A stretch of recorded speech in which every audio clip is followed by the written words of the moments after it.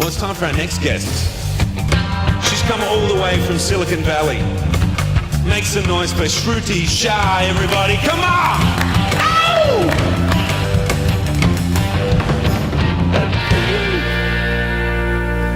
Welcome, welcome. Thanks. Shruti Shah, the entrepreneur in residence from the Silicon Valley Bank. Yes. The name of your startup? It was called Move Loot. Love that. Move Loot. And e-commerce? Yes, it was an online marketplace for buying and selling used furniture. Started as a bootstrap, 15 grand, a bunch of your friends put some money together. Yep. And then you grew it to? Well, we raised about $22 million in funding. 22 million. Mm-hmm. And took the business national, so we were all over the United States. Wow. How many employees? About 240. And then what happened?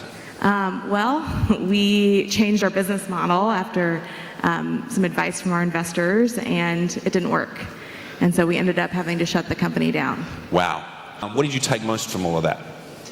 Oh gosh, there's so many lessons. I think running Move Loot for me was a great lesson in finding my voice and knowing when to speak up. I was very young when I started the company, about 24, and I think I felt like I didn't have the experience that other more experienced investors or advisors had, and so when I didn't feel comfortable with something, I often didn't speak up, and I really wish that I had.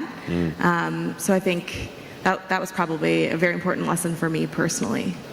Karma community. Talk to me about that.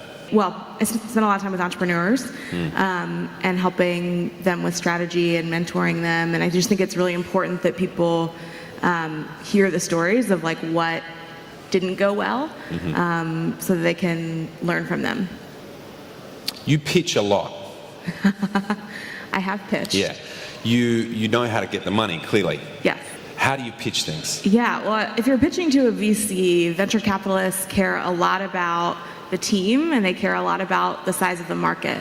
You can have an amazing product or service, but if there is no market for your product, you're not going to be able to scale the company. And particularly for early stage investors, they're very much looking for who are the people that you're building a business with, and why are you guys kind of the right people to pull this off? Being the entrepreneur in residence, did you have to pitch for that gig, or they saw you and went, No, we need you? I got very lucky. The head of the early stage banking practice at SVB and I had coffee right after I shut the company down, and she said, well, I know you don't know what you want to do yet, but would you come hang out at the bank and help out some entrepreneurs for a while? So talk to us about what the Silicon Valley Bank is or does. Yeah, so SVB is a bank for startups. They're operational, I guess, in, 9 or 10 countries now, but the goal being to be able to support entrepreneurs and actually also venture capitalists with specific support around scaling a tech or high growth business. And your role there? I work on the early stage banking team, so I spend a lot of time with early stage startup founders hearing about their challenges, and I think I can remember, at least for me, it was very cathartic to be able to talk to someone who understood what I was going through, and so I try to be able to do that for other people as well.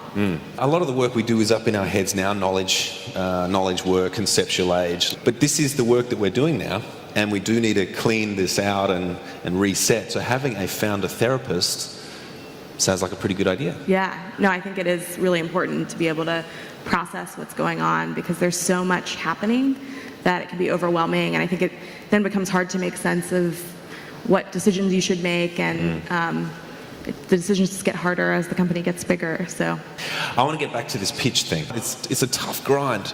If you had a band with you, I just a very think different story. It might give you that edge.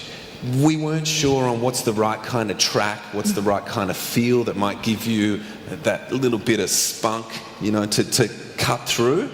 So can we test, do you mind doing an experiment with us? Sure.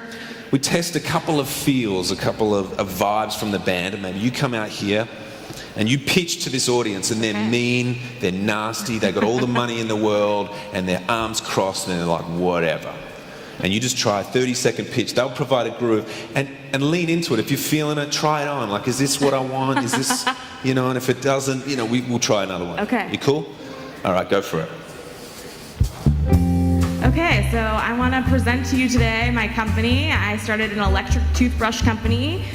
The market for electric toothbrushes is massive. It's a multi-billion-dollar market. We'd love your money. How do you feel about that one? I don't know. Yeah? It was nice? I guess so, Yeah, you like that? Okay. Yeah. Okay, let's try a different feel. Should we try a different feel? Same company? You can do same, you can do different. Okay. Ah, there we go. Yeah! Okay, hi.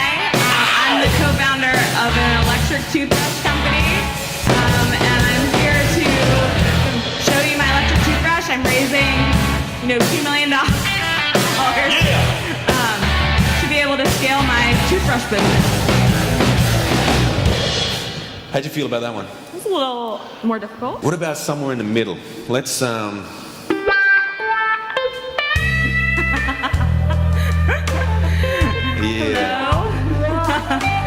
My name is Shruti. I'm the founder of an electric toothbrush company, and I built this product with my dentist friend. Ooh, we want to bring it to every dentist's office in the world. Yeah. And in order to do that, we need to raise $3 million. So we love your money. Yeah. Yeah, let's clean those teeth, y'all.